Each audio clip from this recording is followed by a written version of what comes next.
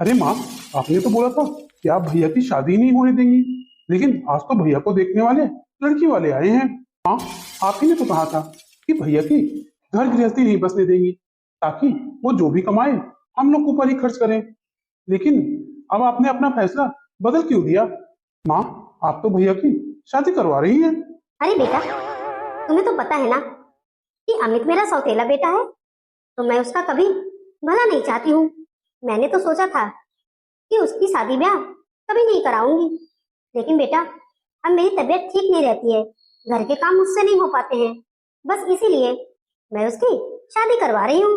बेटा सोच, अगर हम घर में काम वाली रखेंगे तो महीने का हमारे ऊपर 10,000 रुपए का खर्च बढ़ जाएगा। अब सोच, तेरे भाई की अगर बीवी आ जाएगी तो उसको वैसे भी हम लोग घर में नौकरानी बना कर रखेंगे और नौकरानी का पैसा भी बचेगा।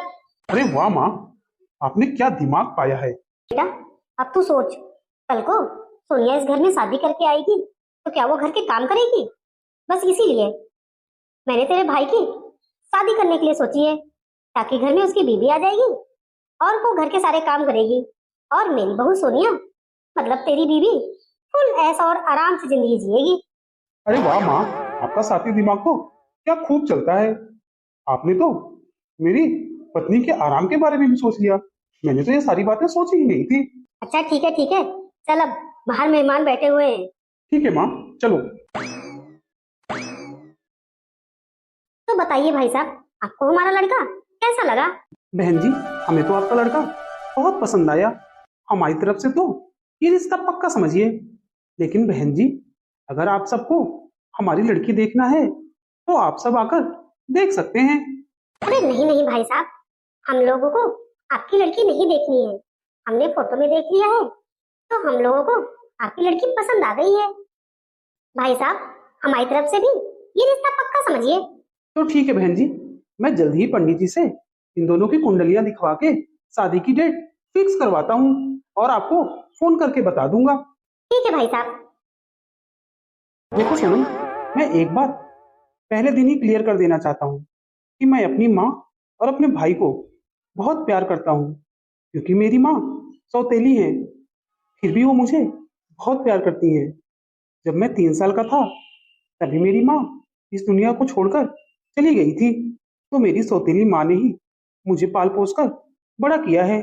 इसीलिए मैं अपनी माँ की हर बात मानता हूँ और मेरी माँ मुझे बहुत प्यार भी करती है। तो सोनम, मैं ये चाहता हूँ कि जैसे मैं अपनी माँ को बहुत प्यार करता हूँ, वैसे तुम भी मेरी माँ को प्यार करो और उनकी हर बात मानो। कभी उन्हें उल्टा जवाब मत दो, और ना ही सोनम कभी ऐसी कोई बात कहो जिससे मेरी माँ का दिल दुखे। सोनम, बस मैं तुमसे यही चाहता हूँ। ठीक है जी, जैसे आप सासू माँ को प्यार करते हो वैसे ही मैं भी सासू माँ को प्यार करूंगी। आखिर वो आपकी माँ है तो मेरी भी तो माँ समान हुई ना। तो आप चिंता मत करिए, मैं आपको कभी शिकायत का मौका नहीं दूंगी। ठीक है सोनम, मुझे तुमसे यही उम्मीद थी। माँ, जब से भाभी इस घर में आ गई हैं तब से तो हमारी चांदी ही चांदी हो गई है। भाभी तो एक से बढ़कर एक नाश्ता और खाना बनाती हैं। बेटा इन्हीं सब सुख के लिए तो मैंने तेरे भाई की शादी की है, फिर हमें घर में मुफ्त की नौकरानी जो चाहिए थी। माँ, मैं ऑफिस जा रहा हूँ। बेटा तूने नाश्ता किया कि नहीं? हाँ माँ, मैंने नाश्ता कर लिया। बेटा आज तो 3 तारीख हो गई, तेरी सैलरी तो आ ही गई होगी। हाँ माँ, सैलरी आज सुबह ही आई है, क्योंकि आज सुबह ही मेरे पास सैलरी का मैसेज आया है। तो ठीक है बेटा, आज ही तू 20,000 रुपए निकाल कर ले आना, क्योंकि घर खर्च के पैसे खत्म हो गए हैं। अभी तो मुझे राशन वाले को, दूध वाले को और बिजली का बिल ये सब भरना है। और बेटा कुछ पैसे मेरे अकाउंट में भी डाल देना, ताकि मेरे बुढ़ापे का सहारा रहे। हाँ हाँ ठीक है माँ, मैं आज ही पैसे निकाल कर ले आऊंगा, और माँ आपके अकाउंट में भी मैं कुछ पैसे डाल दूंगा। ठीक है बेटा। देखा बेटा तूने, तेरा श्रवण कुमार जैसा भाई मुझे कितना प्यार करता है। मैं उससे जो कहती हूँ बस वो वही सुनता है। माँ, सैलरी तो मेरी भी आ गई थी 1 तारीख को ही, लेकिन आपने मुझसे क्यों नहीं कहा? अगर आप कहती तो मैं ही घर खर्च के लिए पैसे दे देता। बेटा तू पागल है क्या? तू अपने पैसे अपने अकाउंट में बचा के रख, तेरे भविष्य में काम आएगा। रही बात घर खर्च की, तो तेरा श्रवण कुमार भाई है ना, वो सारे घर का खर्च उठाएगा। और तो और मैं उससे बोलती हूँ कि थोड़ा सा मेरे बुढ़ापे के लिए भी पैसे जमा कर दिया कर। वो बेवकूफ मेरे अकाउंट में कुछ पैसे हर महीने डाल देता है। बेटा, ये सारे पैसे तुम्हारे और तुम्हारी बीवी के काम आएंगे भविष्य में। और बेटा, तुझे घर खर्च देने की कोई जरूरत नहीं है। इतने दिनों से उस निकम्मे को पाला है, उसका फल तो मुझे लेना ही है। हाँ माँ, वो तो है। पर माँ, आपने तो भैया को एकदम कब्जे में कर रखा है। आप जो दिखाती हो भैया बस वही देखते हैं। क्या आखिर सोनिया ने तुम्हारे और अपने बारे में अपने माँ बाप से बात की कि नहीं? आखिर तुम दोनों शादी कब कर रहे हो? माँ, सोनिया ने अपने मम्मी पापा से हमारी शादी के बारे में बात की थी, तो उसके मम्मी पापा मान गए हैं और जल्द ही मैं सोनिया से शादी कर लूंगा। बेटा, मैं तो कब से यही चाह रही थी कि कब तुम्हारी घर गृहस्थी बसे। चलो अच्छा है, अब सोनिया के माँ बाप मान गए हैं, तो जल्द ही मैं तुम्हारी और सोनिया की शादी कर दूंगी। ठीक है माँ। देखिए जी, अब देवर जी की शादी में बस 1 महीना ही बचा है। तो अमित, मुझे देवर जी की शादी के लिए 2 साड़ियाँ खरीदनी है, तो चल के किसी दिन खरीद दीजिए। और हाँ अमित, जो मेरी शादी ब्याह में पहनने वाली पायल थी वो भी टूट गई है, तो मुझे एक नई पायल भी लेनी है। देखो सोनम, तुम्हें तो पता ही है ना कि अब निखिल की शादी है, तो उसमें मेरा काफी खर्च हो गया है, क्योंकि अभी जल्दी में ही नई दुल्हन के लिए मैंने सारे ज्वेलरी बनवाई है। तो मेरे पास भी अभी इतने पैसे तो नहीं है कि मैं तुम्हें महंगी साड़ी और पायल दिला सकूं। लेकिन अमित, ये क्या, शादी में सारा खर्च आपने किया है? सारी ज्वेलरी आपने अपने पैसों की बनवाई है? अरे देवर जी भी तो कमाते हैं, फिर आपने ही शादी का सारा खर्चा क्यों किया है? अरे सोनम, मैं खर्च करूं या मेरा भाई खर्च करे, बात तो एक ही है ना। आखिर हम दोनों भाई हैं। अरे बहू, तू साड़ी के लिए क्यों परेशान हो रही है? मेरे पास बहुत साड़ियां हैं, तू देख लेना उसमें से तुझे क्या पहनना है। और हाँ, मेरे पास एक जोड़ी पायल भी नहीं रखी है, तो तू वो शादी में पहन लेना। देखा सोनम, मेरी माँ कितनी अच्छी है। मेरी माँ तुम्हें साड़ी और पायल दोनों देने के लिए तैयार है। तो तुम माँ की साड़ियों में से देख लो कि कौन सी साड़ियाँ तुम्हें पसंद है, वही साड़ियाँ तुम शादी में पहन लेना। लेकिन अमित, मैं माँ जी की साड़ी क्यों पहनूं? देखो सोनम, ये शादी ब्याह का घर है और शादी ब्याह में खर्च तो होता ही है। अब मेरे पास इतना बजट नहीं है कि मैं तुम्हें नई साड़ी दिला सकूं, इसलिए माँ कह रही है तो तुम माँ की ही साड़ी पहन लो। ठीक है अमित। बहू, तुम आके एक बार साड़ियों को देख लो, मैं भी अपनी अलमीरा खोल देती हूँ। ठीक है माँ जी। अमित जी की इतनी अच्छी सैलरी होने के बावजूद भी अगर मैं अमित जी को कुछ खरीदने के लिए कहती हूँ, तो अमित जी मुझसे हमेशा यही कहते हैं कि मेरे पास पैसे ही नहीं है। मुझे तो ऐसा लगता है कि माँ जी जितनी सीधी दिखती है उतनी है नहीं। माँ जी बहुत चालाक है। जब से मैं शादी करके इस घर में आई हूँ, तब से ही मैं देख रही हूँ कि माँ जी घर का कोई भी खर्च हो तो अमित जी से ही पैसा मांगती है, कभी देवर जी से एक पैसा भी नहीं मांगती है। माँ जी देवर जी से हमेशा यही कहती है कि बेटा, तुम अपना पैसा अकाउंट से मत निकालना, तुम्हारे भविष्य में काम आएगा। अब मेरी समझ में आ रहा है कि माँ जी अमित जी से भेदभाव करती हैं, बस उनके सामने मीठी बनी रहती हैं और उनकी चापलूसी करके उनसे पैसे निकलवाती रहती हैं। मुझे इसके बारे में अमित जी से बात करनी ही होगी, क्योंकि अगर ऐसा ही चलता रहा और अमित जी अपनी माँ की मीठी बातों में फंसे रहेंगे, तो एक दिन अमित जी बर्बाद हो जाएंगे। अरे सोनम, मम्मी ने तुम्हें साड़ी देखने के लिए बुलाया, लेकिन तुम तो आई ही नहीं। तो सोनम, मम्मी ने अपने आप ही खुद ही पसंद करके ये साड़ी और ये पायल तुम्हारे लिए भिजवाया है। ये लो सोनम, मैंने कहता था कि मेरी मम्मी मेरे साथ साथ तुम्हें भी बहुत प्यार करती हैं। तुमने एक बार साड़ी और पायल के लिए क्या कहा, उन्होंने तुम्हें तुम्हारे लिए भिजवा दिया ये।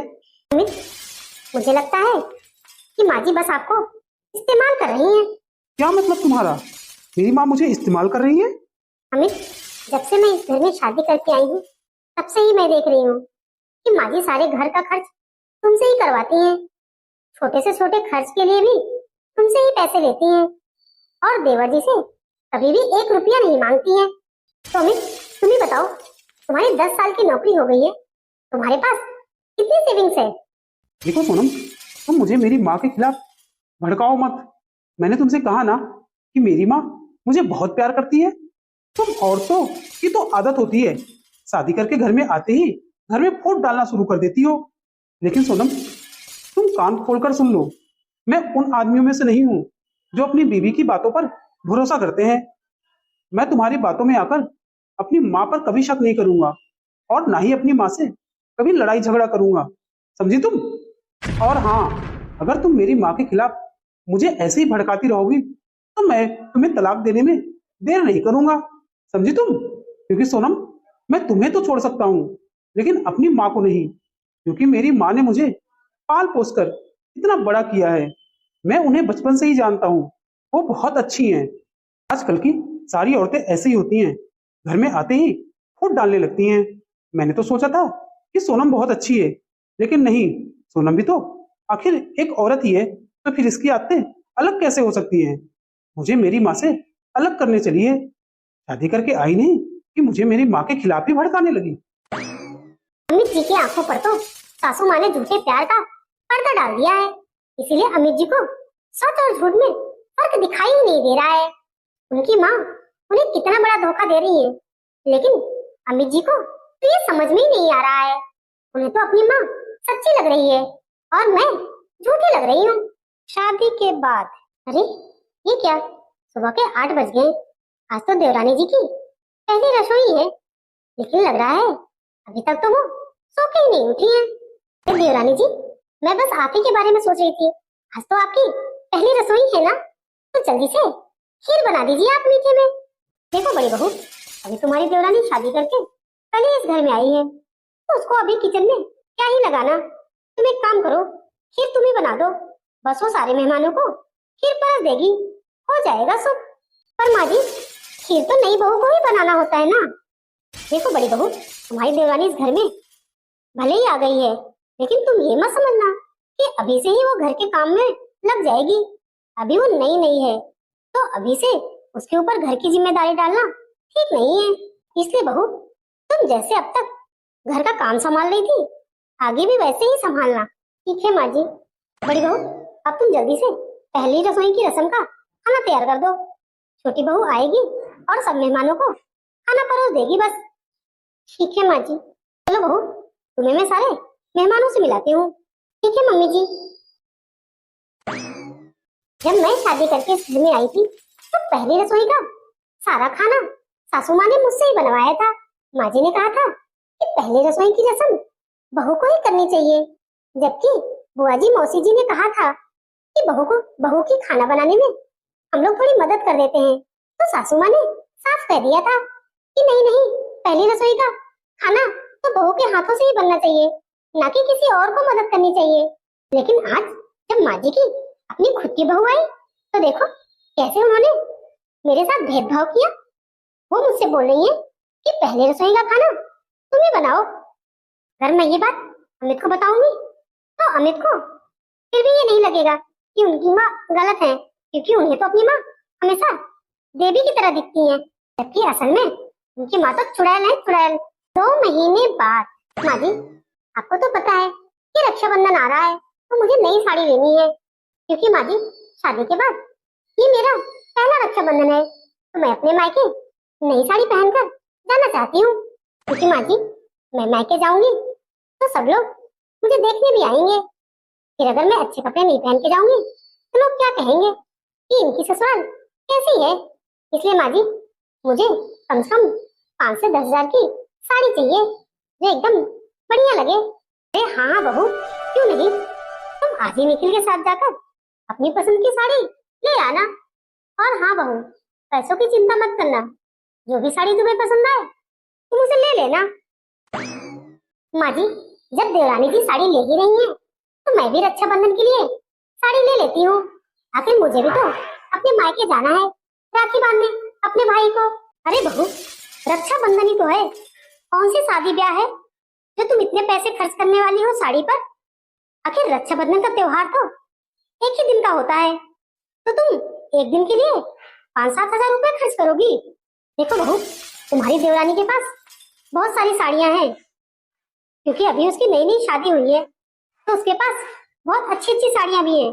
तो तुम्हें तो एक ही दिन पहनना है ना, तो कोई नई साड़ी उसमें से देख लो और वही पहन लेना रक्षाबंधन पर।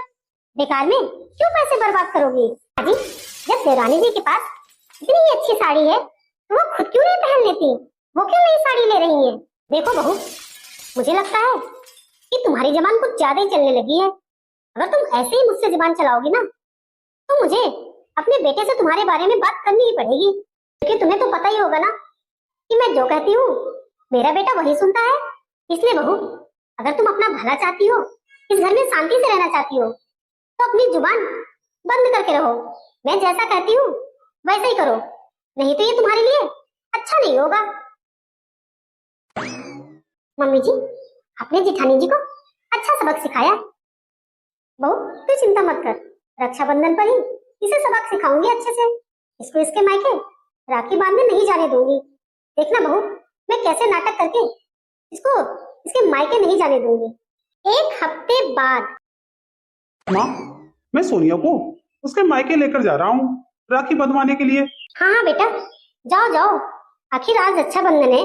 और वैसे भी बहू का शादी के बाद ये पहला रक्षाबंधन है, तो जाओ बहू, अपने मायके के लिए अच्छी अच्छी महंगी वाली मिठाइयाँ ले लेना, काजू कतली ले लेना, वही मिठाई ठीक रहेगी। ठीक है माँ जी। माँ, मैं सोनम को लेकर उसके मायके जा रहा हूँ राखी बंधवाने के लिए। शाम तक लौट आएंगे हम लोग। ठीक है बेटा, जाओ। अरे माँ, आपको क्या हुआ? और आप ये कैसी आवाज में बोल रही हो?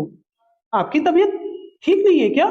बेटा, मुझे मेरी तबीयत सुबह से ही कुछ ठीक नहीं लग रही थी। पहले से मुझे पता नहीं था, नहीं तो छोटी बहू और निखिल को उसके मायके ना भेजती। बेटा, मुझे लगता है कि मेरा बीपी एकदम से हाई हो गया है और मुझे बहुत कमजोरी सी भी लग रही है। बेटा, अगर तुम दोनों भी चले जाओगे तो मुझे कुछ हो गया तो मुझे कौन देखेगा? बेटा, अगर जरूरी ना हो तो बहू को लेकर मायके मत जाओ।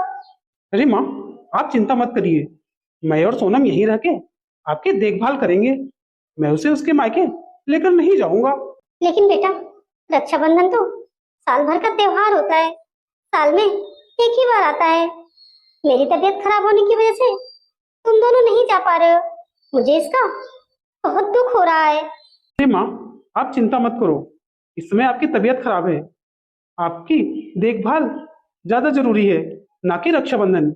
रक्षाबंधन तो हर साल आता है। सोनम अगले साल अपने भाई को राखी बांध लेगी। ठीक है बेटा, मुझे ये अच्छा तो नहीं लग रहा है, पर क्या करूं, मैं मजबूर हूँ। अरे माँ, आप अपने आप को इस तरह से कोसो मत। देखना, मैं जब सोनम को आपकी तबीयत के बारे में बताऊंगा तो वो जरूर मान जाएगी। वो आपसे बिल्कुल भी नाराज नहीं होगी। मैं उसे अभी बता के आता हूँ। और माँ, आपके लिए मैं चीनी पानी का घोल बनवा के भेजता हूँ उसके हाथ, ताकि आपके अंदर थोड़ी कमजोरी कम हो। ठीक है बेटा। देखो बड़ी बहू, मुझसे पंगा लेने का अंजाम मैं तुम्हें रक्षाबंधन पर तुम्हारे मायके ही नहीं जाने दूंगी। मुझसे बहस करने चली थी ना कि तुझे नई साड़ी लेनी है। अब देख, तू रक्षाबंधन के त्योहार पे अपने भाई को राखी ही नहीं बांध पाएगी। मैंने कहा था ना तुझसे कि मेरा बेटा मेरी मुट्ठी में है, मैं जो कहूंगी वो वही करेगा। अब पता चलेगा तुझे, जब तू रक्षाबंधन पर अपने मायके नहीं जा पाएगी। सोनम, अरे हाँ अमित जी, मैं एकदम तैयार हो गई, चलिए। सोनम, आज तुम मायके नहीं जा सकती हो। क्यों अमित, क्या हुआ? आज तो रक्षाबंधन है ना, फिर मैं अपने मायके क्यों नहीं जा सकती हूँ? सोनम, बात को समझो, माँ की तबीयत ठीक नहीं है, इसीलिए आज हम दोनों को यहीं रहकर माँ की देखभाल करनी है। तो तुम चाहो तो अपने भाई को यहीं बुला लो और राखी बांध देना यहीं पर, लेकिन मैं तुम्हें तुम्हारे मायके लेकर नहीं चल सकता हूँ। क्या माँ जी की तबीयत खराब है? वो तो सुबह तक एकदम ठीक ठाक थी, मैंने उन्हें नाश्ता खाना सब दिया था, उन्होंने तो वो सब खाया था, फिर अचानक अचानक उनको क्या हो गया? अरे सोनम, माँ का बीपी एकदम अचानक से बढ़ गया है और उनको कमजोरी भी लग रही है। अब बीपी तो कभी भी अचानक घट बढ़ सकता है ना। अमित, सच तो ये है कि माँ जी की तबीयत खराब नहीं है, बस माँ जी नाटक कर रही हैं। ताकि मैं मायके ना जा सकूं। मुझे सब पता है। माँ जी ने तो अपनी प्यारी बहू को मायके भेज दिया, तब उनकी तबीयत नहीं खराब थी। अब जब मेरी बारी मायके जाने की हुई तो उनकी तबीयत खराब हो गई। अमित, माँ जी ये सारा ड्रामा कर रही है ताकि मैं मायके ना जा सकूं। देखो सोनम, तुम माँ पर झूठा इल्जाम मत लगाओ। मैं उनसे मिलकर आ रहा हूँ। उनकी तबीयत सच में बहुत खराब है और वो नाटक नहीं कर रही है। मुझे सब पता है। तुम मेरे भाई और मेरी माँ से जलती हो ना, इसीलिए तुम ये सब कह रही हो। मुझे मेरी माँ के खिलाफ भड़का रही हो मुझे। अब जाओ जल्दी से और ये कपड़े चेंज करो और माँ के लिए नींबू पानी तैयार करके उनको दे के आओ। मैं मार्केट जा रहा हूँ माँ के लिए नारियल पानी और अनार लाने के लिए। फिर तुम माँ को अनार का जूस भी बना के दे देना ताकि माँ की कमजोरी थोड़ी दूर हो सके। मुझे सब पता है। माँ जी ये सारा नाटक कर रही है ताकि मैं अपने मायके ना जा सकूं। लेकिन अमित जी को पता नहीं कब ये सब समझ में आएगा कि उनकी माँ उनके साथ कितना गलत कर रही है। उनकी आंखों पर तो अपनी माँ की झूठी पट्टी बंधी हुई है। उनके झूठे प्यार में ही ये पागल हुए रहते हैं। अरे हाँ बहू, मैंने जैसा कहा था ना, मैं तेरी जिठानी को उसके मायके नहीं जाने दी। हाँ बहू, मैंने बीमारी का नाटक कर दिया अपने बेटे के सामने कि मेरा बीपी हाई है। बस फिर क्या था, मेरा बेटा मान गया और उसने कहा कि नहीं माँ, मैं और सोनम आपको छोड़कर कहीं नहीं जाएंगे, बस यहीं रह के आपकी देखभाल करेंगे। अरे हाँ बहू, तेरा जितना दिन मन करे उतने दिन मायके रुक कर आना। माँ जी ये तो आपने बहुत अच्छा किया। माँ जी अब मैं मायके आई हूँ तो मैं सोच रही हूँ कि जो हरानी हार मुझे पसंद आया था पिछली बार वो मैं खरीद लूँ। हाँ हाँ बहू, खरीद लो, ये भी कोई पूछने वाली बात है। मैंने तो तुम्हें अपना एटीएम भी दे दिया है और निखिल भी तुम्हारे साथ है। जो पैसे कम पड़ेंगे वो निखिल से ले लेना और अपनी पसंद का रानी हार खरीद लेना। बहू, आखिर तुम्हारे और अपने बेटे के लिए ही तो मैं अमित को बेवकूफ बनाकर ये पैसे अमित से अपने अकाउंट में जमा करवाए थे ताकि तुम लोगों को शौक पूरे हो सके। बस बहू, मैं तो यही चाहती हूँ कि तुम्हारे और निखिल के सारे शौक पूरे हों। इसीलिए तो मैंने निखिल के ऊपर कभी भी घर की कोई जिम्मेदारी नहीं डाली। आज तक मैंने निखिल से घर खर्च के लिए एक भी पैसा नहीं लिया। आज तक तो मैंने इस घर में निखिल के पैसों से एक पैकेट नमक तक नहीं मंगवाया। इसलिए बहू, तुम अपने सारे शौक पूरे कर सकती हो। ठीक है माँ जी। माँ जी अमित जी का सिर्फ और सिर्फ इस्तेमाल कर रही है। चाहे कुछ भी हो जाए, मुझे माँ जी की असलियत अमित के सामने लानी ही पड़ेगी। इसके लिए चाहे मुझे कुछ भी क्यों ना करना पड़े, चाहे इसके लिए अमित मुझे गालियां ही क्यों ना दे, लेकिन मुझे उनको ये एहसास कराना बहुत जरूरी है कि उनकी माँ सिर्फ उनका इस्तेमाल कर रही है। माँ जी अमित जी से उनकी हर महीने की पूरी सैलरी किसी ना किसी बहाने से मांग लेती हैं और देखो अपनी बहू और बेटे के शौक पूरे करा रही है वो। अमित जी के इतना कमाने के बावजूद भी मैं अपनी पसंद की एक साड़ी भी नहीं ले पाती हूँ। मैं कभी कुछ लेने के लिए कहती भी हूँ तो माँ जी उसमें टांग अड़ा देती हैं, हमेशा मुझे मना कर देती हैं। लेकिन अपनी बहू को सोने का रानी हार दिला रही है। लेकिन माँ जी की अब ये चालाकी मैं और नहीं चलने दूंगी। अब मैं अमित को ये एहसास करा के ही रहूंगी कि उनकी माँ उनका सिर्फ और सिर्फ इस्तेमाल कर रही है। माँ जी अमित जी के साथ बचपन से ही झूठा प्यार का दिखावा करके उनको पूरा अपने कब्जे में कर लिया है, तो माँ के खिलाफ कोई बात सुनते ही नहीं है। सोनम, तुमने मम्मी को नींबू पानी दिया? अमित, तुम्हारी मम्मी को नींबू पानी की कोई जरूरत नहीं है। सोनम, तुम ये क्या कह रही हो? हाँ अमित, मैं आपसे कहती थी ना कि माँ जी बस आपको धोखा दे रही है, बस आपको इस्तेमाल कर रही है। ये सच है। मैंने अभी खुद अपने कानों से सुना, माँ जी देवरानी जी से बात कर रही थी और उनको बोल रही थी कि मैं अपने बड़े बेटे को सिर्फ और सिर्फ पैसों के लिए इस्तेमाल कर रही हूँ। सोनम, तुम फिर शुरू हो गई। मैंने तुम्हें कितनी बार कहा है कि मैं अपनी माँ के खिलाफ एक शब्द नहीं सुन सकता हूँ, लेकिन तुम हो कि थोड़ी थोड़ी देर में मुझे मेरी माँ के खिलाफ भड़काती रहती हो। अमित प्लीज एक बार आप मेरी बात मान लीजिए। मैं जैसा कह रही हूँ बस आप वैसा करिए, उसके बाद आपकी माँ की सच्चाई आपके सामने खुद ब खुद आ जाएगी। सोनम, मैं तुम्हारी रोज की इस बकबक से तंग आ गया हूँ। अमित प्लीज मुझे एक बार तो मौका दीजिए अपनी सच्चाई साबित करने के लिए। फिर मैं आपकी पत्नी हूँ, आपका बुरा थोड़ी ना चाहूंगी। अच्छा ठीक है सोनम, मैं तुम्हें एक मौका देता हूँ। तुम जैसा कह रही हो मैं वैसा ही करूंगा। लेकिन सोनम, अगर इसमें मुझे मेरी माँ की गलती नहीं दिखी तो मैं तुम्हें छोड़ दूंगा। मतलब मैं तुम्हें तलाक दे दूंगा तुम्हारी गलती की वजह से। ठीक है अमित, मुझे मंजूर है। अगर तुम्हारी माँ सही निकलती है तो मैं तुम्हें हमेशा के लिए छोड़कर चली जाऊंगी। आप तो बताओ मुझे क्या करना होगा। अमित, बस आपको 20 से 25 दिन की ऑफिस से छुट्टी लेनी है और एक्सीडेंट का झूठा नाटक करना होगा। फिर देखना कैसे आपकी माँ की सच्चाई आपके सामने आती है। सोनम, तुम्हें क्या कह रही हो? मुझे एक्सीडेंट का झूठा नाटक करना पड़ेगा? चलो ठीक है, तुम्हारे रोज रोज के क्लेश को खत्म करने के लिए मैं ये करने के लिए तैयार हूँ। अगले दिन। जी, आपको ये क्या हो गया? आपका एक्सीडेंट कैसे हो गया? और आपके तो हाथ पैर सब टूट गए हैं, सब में फ्रैक्चर हो गया है। पता नहीं अब आप कभी ठीक से खड़े भी हो पाएंगी या नहीं। अरे बेटा, ये सब कैसे हो गया? बेटा, तेरा इतना बड़ा एक्सीडेंट कैसे हो गया? माँ, क्या बताऊँ आपको, ऑफिस से आते समय एक गाड़ी ने मुझे टक्कर मार दिया। वो तो भला हो एक इंसान का जो मुझे हॉस्पिटल ले गया और मेरी पट्टी करा के मुझे घर ले आया। ठीक है बेटा, तू आराम कर। अरे माँ, भैया को तो जबरदस्त एक्सीडेंट हुआ है, इनके इलाज में तो बहुत खर्च होगा।